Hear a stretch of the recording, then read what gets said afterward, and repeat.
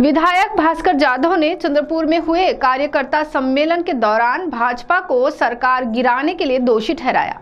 इस मौके पर उन्होंने और क्या कहा, आइए देखते हैं इस खबर में। शिवसेना उद्धव बाळासाहेब ठाकरे गुट के नेता तथा विधायक भास्कर जाधव का चंद्रपुर में आगमन हुआ और इस मौके पर मातोश्री महाविद्यालय में एक कार्यकर्ता सम्मेलन का आयोजन किया गया, जिस मौके पर बड़ी संख्या में शिवसेना के अन्य पदाधिकारी भी मौजूद थे, जिसमें मुख्यतः पूर्व विदर्भ संगठक सुरेश ठाकरे के साथ शिवसेना उद्धव बाळासाहेब ठाकरे गुट के शिवसेना उद्धव बाळासाहेब ठाकरे गुट के जिला प्रमुख संदीप गिरे के साथ दूसरे जिला प्रमुख मुकेश युतड़े तथा शिवसेना के अन्य पदाधिकारियों में प्रमोद पाटिल, सुरेश पचारे, विक्रांत सहारे के साथ शिवसेना के महिला पदाधिकारी, युवा सेना के पदाधिकारी एवं कार्यकर्ता बड़ी संख्या में मौजूद थे। इस मौके पर एक बहुत बड़े हार से विधायक भास्कर जाधव का सम्मान किया गया। साथ ही इस दौरान सभी मान्यवरों ने अपने मनोगत व्यक्त किए। वहीं अपने मनोगत में विधायक भास्कर जाधव ने पूर्व मुख्यमंत्री उद्धव ठाकरे की सरकार को गिराने के लिए सीधे तौर पर भाजपा को जिम्मेदार ठहराया और इस मौके पर उन्होंने भाजपा को जमकर कोसा। तो सुनिए इस दौरान उन्होंने क्या कहा, स्वयं उन्हीं की जुबानी।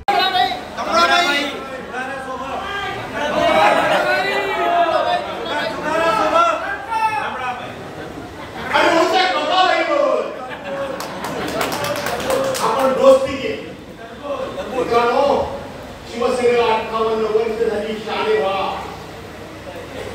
व्हा। शिवसैनिकांनी काम केलं ते इथून गेलं। आजही शिवसैनिक जो काम करतोय तो इथूनच करतोय। आता शाणे व्हा, आता डोक्याने काम करणार शिका, डोक्याने काम करा। ठाई ठाई घात झाला आपला। मी सकाळी मगाशी गडचिरोलीला होतो, मी तिथे सगळा आढावा घेतला। आजूबाजूच्या 4 जिल्ह्यामध्ये 1990 साली ज्यावेळेला शिवसेनेला पहिल्यांदा महाराष्ट्रात निवडणुका लढवल्या, त्यावेळेला 4-5 जिल्ह्यामध्ये भाजपचा एक सुद्धा आमदार नव्हता, पण शिवसेनेचे त्या काळामध्ये 6 आमदार होते।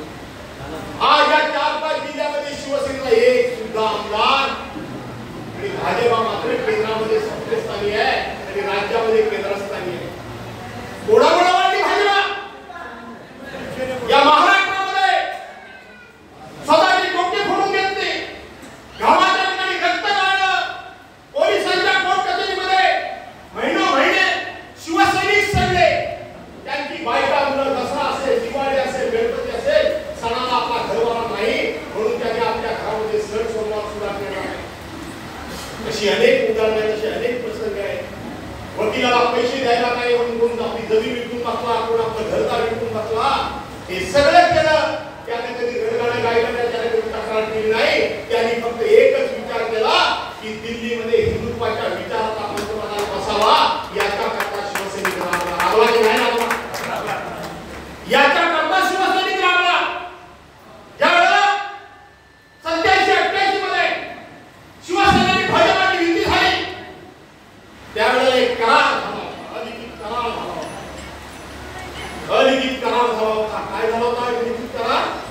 शिवसेना प्रमुखांनी यांनी जाऊन सांगितलं होतं, साहेब आम्हाला दिल्लीच्या सरकारचा इंटरेस्ट आहे, आम्हाला राज्याच्या गाडीवरचा काही इंटरेस्ट नाही।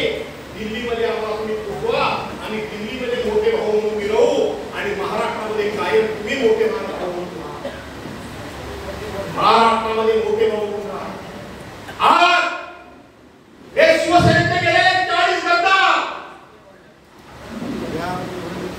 13 गद्दार खासदार लाला वाटलं काही झालं, हे सांगतात की आम्ही मोदींचा फोटो लावून आलो।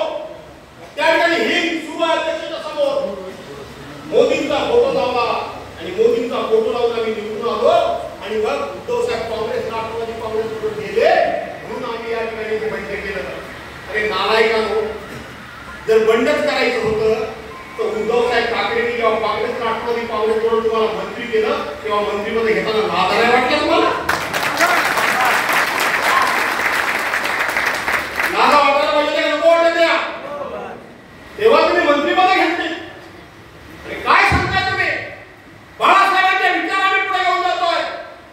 आज बाळासाहेब हयात पाहिजे होते, हयात पाहिजे होते, त्यांची चांगली जोडवली नसती बाळासाहेबांनी सोडला काय बाळासाहेबांना घेऊन जाते? बाळासाहेबांचा अपमान करताय तुम्ही.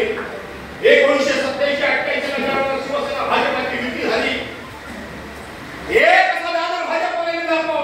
एक 2014 साली देशाचे पंतप्रधानाचे उमेदवार म्हणून नरेंद्र मोदींच्या नावाची घोषणा होईपर्यंत भाजपच्या शिवसेनेवर सोडा. हे शिवसैनिक मंडळ. इस मौके पर बड़ी संख्या में कार्यकर्ता तथा नागरिक उपस्थित थे। CTV के लिए वैभव यारकर की